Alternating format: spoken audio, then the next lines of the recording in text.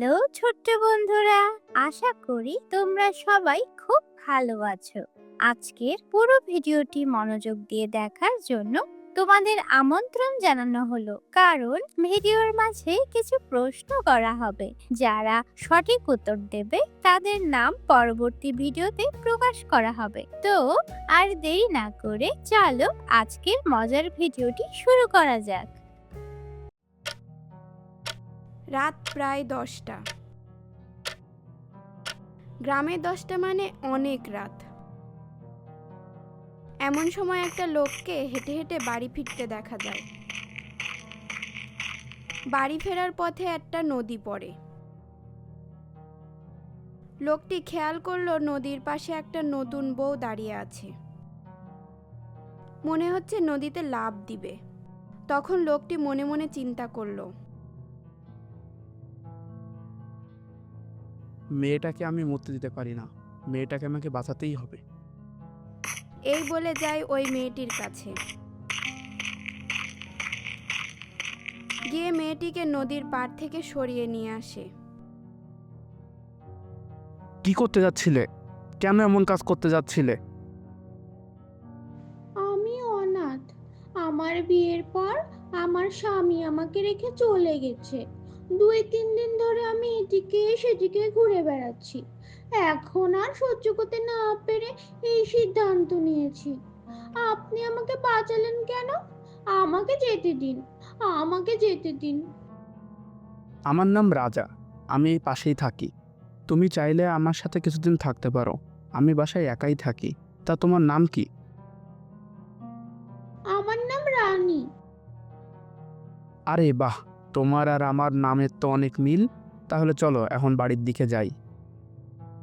রাজা আর মেয়েটি পাশেই গ্রামের মধ্যে একটা বাড়িতে চলে গেল। তোমার ঘোমটাটা তোলো, এখন এখানে কেউ নাই। মেয়েটি কোনো উত্তর দিল না। এজন্য রাজা মেয়েটিকে একটা ঘর দেখিয়ে দিয়ে বলল শুয়ে পড়তে। পরদিন সকালে এক দুধওয়ালা সাইকেলে করে দুধ বেচতে বেচতে ওই বাড়ির সামনে দিয়েই যাচ্ছিল। দুধ নেবে নাকি? দুধ খাঁটি গরুর দুধ। দুধ নেবে নাকি? তখনই দুধের কথা শুনে রানী বাহিরে আসে, একটা পাতিল হাতে করে। দুধওয়ালা রানীকে দেখে ভূত ভূত করে দ্রুত সাইকেল চালিয়ে গ্রামের পঞ্চায়েত প্রধানের কাছে চলে গেল। প্রধান সাহেব, প্রধান সাহেব, একটা সর্বনাশ হয়ে গেছে।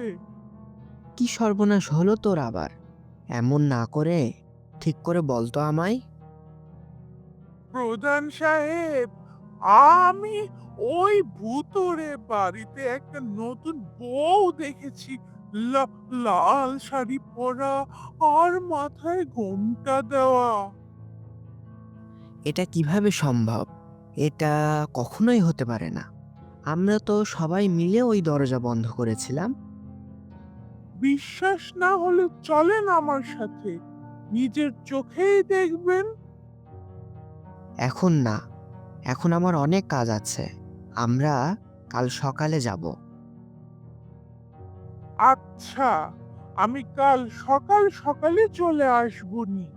এই বলে দুধওয়ালা সাইকেলে করে আরও কিছু বাড়ি দুধ দিয়ে গ্রামের জঙ্গলের রাস্তা দিয়ে বাড়ি ফিরছিল। এমন সময় ঝোপের আড়ালে সে কিছু একটা খেয়াল করলো। তারপর সাইকেল থামালো একটু এগিয়ে গিয়ে দেখার জন্য, কিন্তু কিছু দেখতে না পেয়ে মনে হয় কোনো পশু প্রাণী হবে। রাত হয়ে আসছে, যাই আমি বাড়ি ফিরে যাই। এই বলে পিছনে ঘুরতেই দেখে একটা কালো অবয়ব, চোখ লাল, তার সাইকেলে বসে আছে।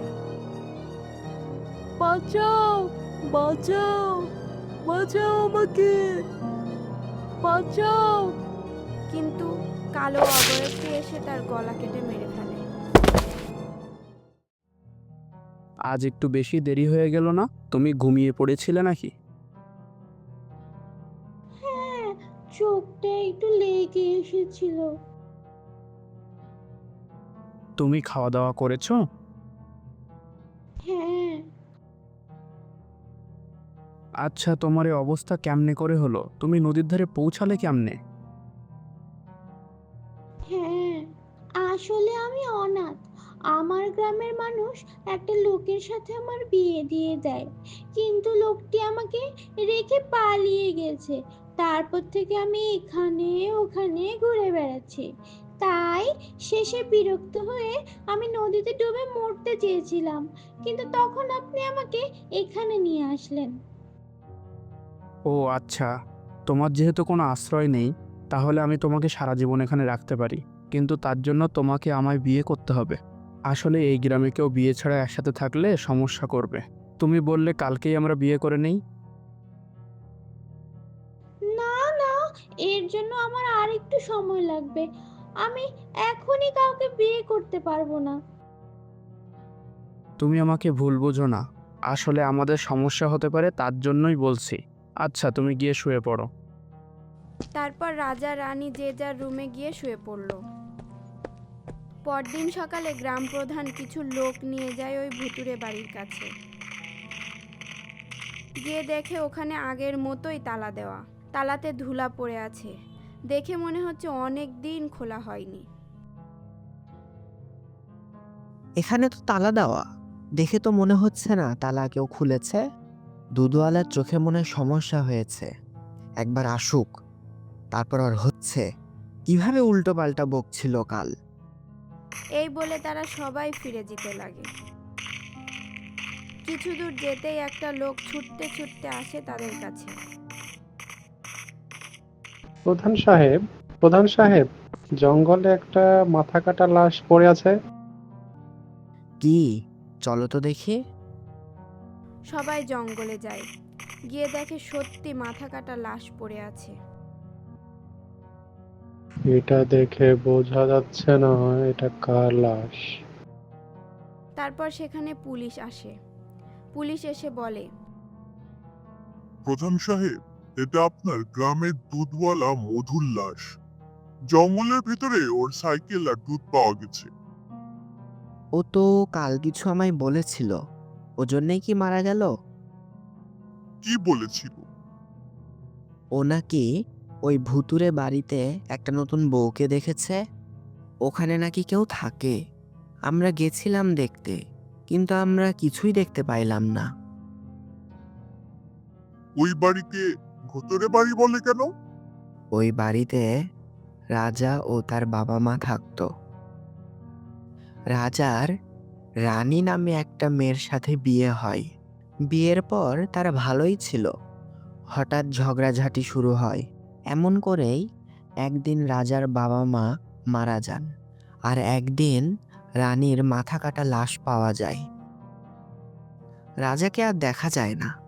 তারপর ওদের পরিবারের বেশ কয়েকজন আসছিল ওখানে থাকতে, কিন্তু এক এক করে সবাই মারা গেছে।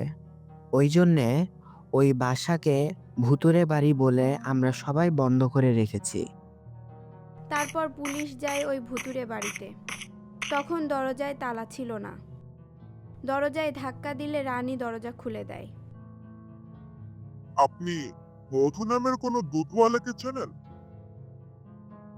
না তো, আমি এখানে নতুন এসেছি, কিন্তু আমি একটা দুধওয়ালাকে দেখেছিলাম এখান থেকে।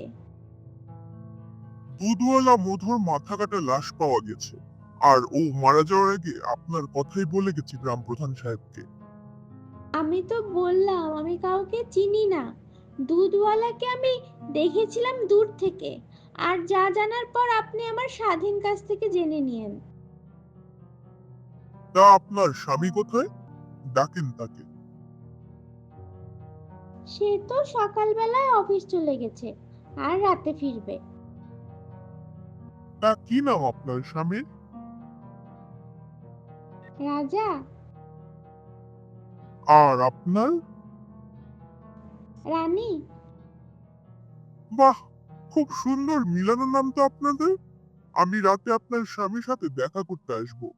এই বলে পুলিশ চলে গেল। রাতে রাজার সাথে দেখা করতে আসার সময় সে খেয়াল করে একটা কান্নার শব্দ। তারপর খেয়াল করে তার গাড়ির সামনে একটা মেয়ে মাথা নিচু করে বসে কাঁদছে। কি তুমি? মাথা উঠাও। কাঁদছো কেন? কি হয়েছে? দেখবি আমার মুখ, দেখবি তুই মুখ দেখবি আমার। এই বলে মুখ তুলতেই বিভৎস এক চেহারা দেখে পুলিশ ভয় পেয়ে যায়। তারপরই মেয়েটি পুলিশকে মেরে ফেলে। গ্রাম প্রধান ও গ্রামের লোকেরা এসে দেখে পুলিশের ড্রেস পরা একজনের মাথা কাটা লাশ পড়ে আছে। দেখে তারা বুঝতেই পারে পুলিশকে কেউ মেরে ফেলেছে। তারা সবাই মশাল হাতে নিয়ে সেই ভুতুরে বাড়ির দিকে যেতে লাগে আর বলে, আজ এই ভুতুরে বাড়িতে আগুন দিয়ে এই সমস্যার সমাধান করতেই হবে, না হলে গ্রামের আরো মানুষ মারা যাবে। আর এদিকে আজকেও রাজা অনেক দেরি করে বাসায় ফিরল। খাওয়া দাওয়া করেছো? সব তো ঠিক সময় মতো এসেছিল, তাই না? হ্যাঁ, তো আজকে তো তোমার ঘুমটাটা তুলে তোমার মুখটা তো দেখাও। ঘরের মধ্যে আর কে দেখবে? মুখ দেখবি? আমার মুখ? এই বলে ঘুমটা খুলে ফেললো। দেখা যাবে রানী একটা ছেলে লোক, বউ বেশে আছে আর হাতে বন্দুক নিয়ে রাজার দিকে তাক করে আছে। আমি একটা চোর, এভাবে বউ সেজে মানুষকে ফাঁসিয়ে তাদের সব কিছু লুট করে নেই। কিন্তু তুই তো একটা ফকির, না তোর কিছু আছে আর না তোর বাড়িতে কিছু আছে, তার উপর আবার আমার পিছনে পুলিশ লাগিয়ে দিয়েছিস। রাজা এবার হাসতে থাকে আর তার চোখ লাল হয়ে যায়।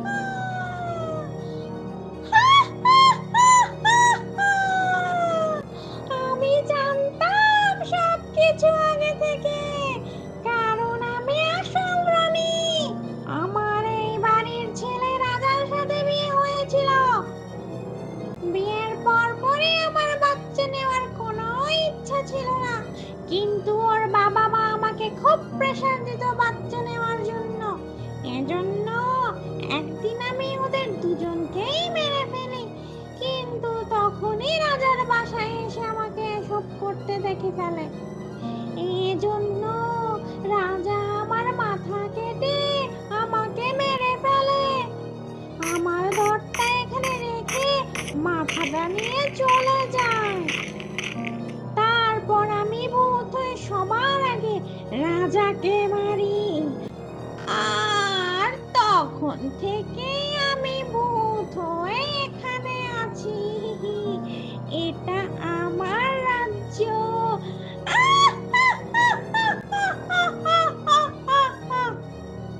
তখনই গ্রামের লোক এসে ওই ভুতুরে বাড়িতে আগুন লাগিয়ে দেয় চারিদিক থেকে।